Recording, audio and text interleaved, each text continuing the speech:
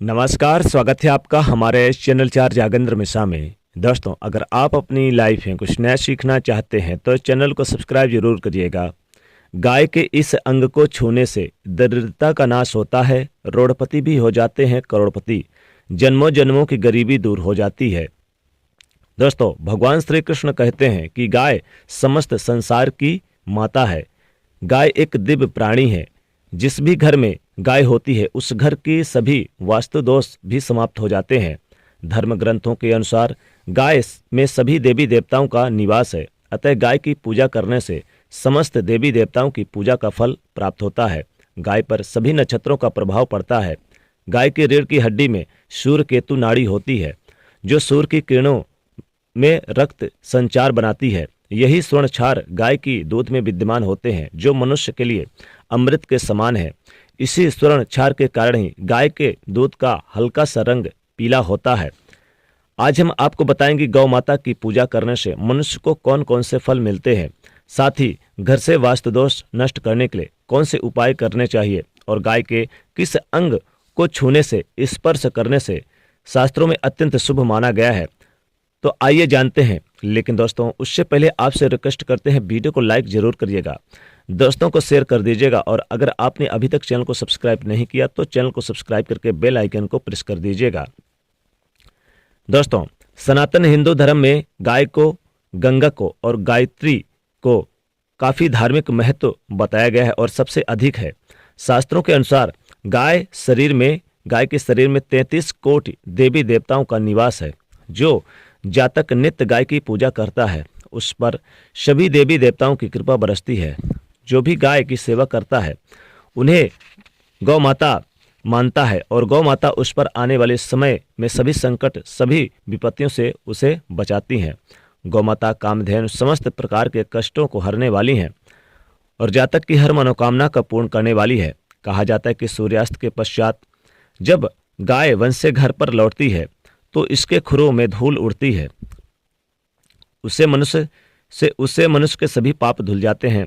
अगर व्यक्ति क्रोधी है, पढ़ाई में कमजोर है, बोलने में असमर्थ है तो व्यक्ति को गौ माता को हरा चारा अवश्य खिलानी चाहिए। इससे बुध ग्रह की दशा ठीक हो जाती है और दिक्कतें दूर होने लगती है। गाय का दान भी करना शास्त्रों में अत्यंत शुभ फलदायी माना गया है। ऊपर से मंगल की दशा खराब हो तो गरीब ब्राह्मण को गरीब व्यक्ति को गौदान अवश्य करें। तो नवग्रहों की शांति और सन की दशा ठीक करनी हो तो काली गाय का दान करना चाहिए। इससे भी आपको कष्टों से छुटकारा मिलता है और शनिदेव की कृपा से सब कुछ ठीक हो जाता है। काली गाय का दान जरूर करें। अगर कोई कार्य रुका हुआ है, कितने ही प्रयास करने के बाद उसमें सफलता नहीं मिल पा रही, तो मनुष्य को गौ माता को रोटी खिलाकर उनके कान में अपनी मनोकामना अवश्य कहनी चाहिए। गाय की डेली पूजा करने से माँ लक्ष्मी जी प्रसन्न होती हैं और घर की आर्थिक स्थिति में मजबूत हो जाती है। गर्मियों के दिनों में आप द्वार पर आई गाय को पानी अवश्य पिलाएं। ऐसा करने से व्यक्ति को सभी प्रकार के रोगों से मुक्ति मिलती है। सर्दियों में गौ माता को गुड़ अवश्य खिलाएं, लेकिन गर्मियों के दिनों में गुड़ ना खिलाएं। अगर हो सके तो रोटी के साथ थोड़ी सी मिश्री डाल दें। अगर पितृदोष दूर करना चाहते हैं तो गौ माता को अमावस्या के दिन रोटी, गुड़ और हरा चारा अवश्य खिलाएं। ये फायदेमंद रहता है। इससे सभी पितृदोष समाप्त हो जाते हैं। साथ ही गौ माता की पूजा से नवग्रह भी शांति हो जाती है। अगर बच्चे कहना नहीं मानते, पढ़ाई में कमजोर है और उनका स्वभाव क्रोधी है, बात बात पर गुस्सा करते हैं, तो किसी दिन द्वार पर आई गौ माता को उनके हाथ से लगा हुआ भोजन अवश्य खिलाएं। गौ माता के पीठ पर एक उभरा हुआ कुबड़ होता है। उस कुबड़ में सूर्यकेत नाड़ी होती है। रोजाना सुबह गौ माता के इस कुबड़ पर हाथ फेरने से, मनुष्य को स्पर्श करने से, मनुष्य के छूने से सभी मनोकामनाएं मनुष्य की पूर्ण हो जाती है।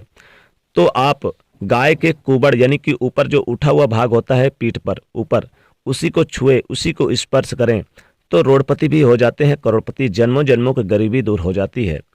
उससे आर्थिक संकट भी दूर होते हैं और गरीबी का नाम मिट जाता है। इसके साथ ही सभी रोगों का नाश भी होता है। इसलिए द्वार पर आई गौ माता की पीठ पर एक बार हाथ जरूर फेरें। पीठ पर स्पर्श करने से लाभ होता है। माँ लक्ष्मी कृपा बरसती, इसलिए द्वार पर आई गाय के पीठ पर हाथ जरूर फेरें। सबसे ऊपर ऊबड़ जो निकला हुआ है उसे जरूर स्पर्श करें। घर बनवाने से पहले अगर आप उस जमीन पर आप गौ माता के साथ बछड़े को बांधते हैं तो इससे सभी वास्तु दोष भी दूर हो जाते हैं। जिस स्थान पर गौ माता बैठकर आराम करती है वहां पर कभी कोई बाधाएं और अमंगल बुरी शक्तियां आ ही नहीं पाती। ध्यान रहे, घर पर बने सबसे पहले रोटी गौ माता के लिए ही बनाएं और गौ माता को ही खिलाएं। सबसे पहले रोटी बना लें, थोड़ा सा उसमें गुड़ डाल लें, थोड़ी सी हल्दी डाल लें, थोड़ी सी हो सके तो घी डाल लें, फिर आप गौ माता को खिला दें। ऐसा करने से परिवार में सुख शांति बनी रहती है, ग्रह क्लेश मिटता है, धन आगमन के स्रोत बढ़ते हैं, माता लक्ष्मी कृपा बरसती है, आकस्मिक रूप से धन का लाभ होता है। गौ माता के पंचगव्य हजारों रोगों की दवा है।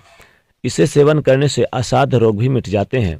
परिवार में गौ से प्राप्त पंचगव्य पदार्थों का अवश्य उपयोग करें। पंचगव्य के बिना पूजा पाठ हवन में सफलता नहीं मिलती।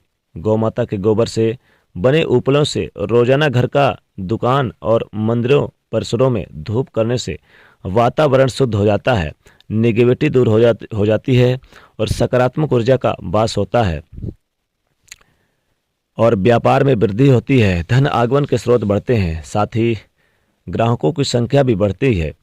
अगर आपके घर में रोजाना गौ माता आती है तो आप बहुत ही भाग्यशाली हैं। ये आपके जीवन के अच्छे समय आने का संकेत है, क्योंकि गौ माता ही एक घर में यानी आती जाती है। जिस घर में पवित्र, शुद्ध और अच्छे लोग निवास करते हैं उसी घर में आती है। इसलिए द्वार पर आई गौ माता को बिना रोटी खिलाए ना भगाएं। गौ माता के गले में घंटी जरूर बांधें।